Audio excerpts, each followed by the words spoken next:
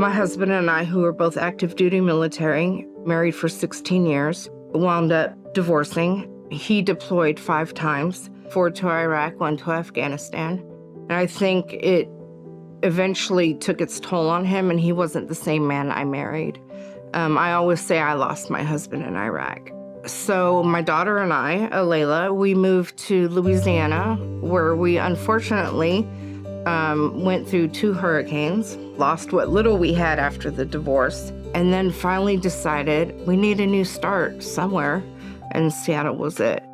We were staying in a motel, and once the money ran out, I didn't know where to go. I just randomly started calling places and saying, hey, I'm sitting outside of a motel on the street with my daughter.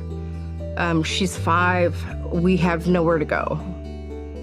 One bad thing could happen to a family that creates this spiral effect where they're all of a sudden in this crisis situation. And as inflation has risen, so has housing costs. And so it makes it really difficult for families. One person did call me back, and she said, I'm from Mary's place, and we have a spot for you. And I was elated. And she said, not only that, we'll send an Uber to come pick you up. We go to families, we meet families where they are in the situation that they're in, and say, we're here to help and go alongside you. And we're not going to stop working with you until you're in a better situation. When families come inside one of our 5 24/7 shelters, they're able to meet a warm, friendly face to support them on their intake. Our youth services team is really, really intentional about creating a trauma-informed environment where kids can come and feel safe, warm, and have those nurturing relationships with their friends, as well as the staff that works with them every day. I never thought winding up homeless would happen to me. Furthest thing from my mind.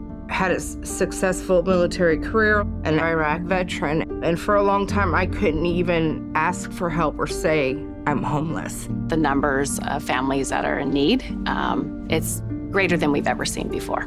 We have doubled and tripled our numbers by week. This week it's 60 callers, and only 1 or 2 families are able to come in tonight because there is no space and we are at capacity. The rest of the people are outside. They're just hiding in your quiet cul-de-sacs. They may be couch surfing. They may have found a park bench or a tent to sleep in for the night.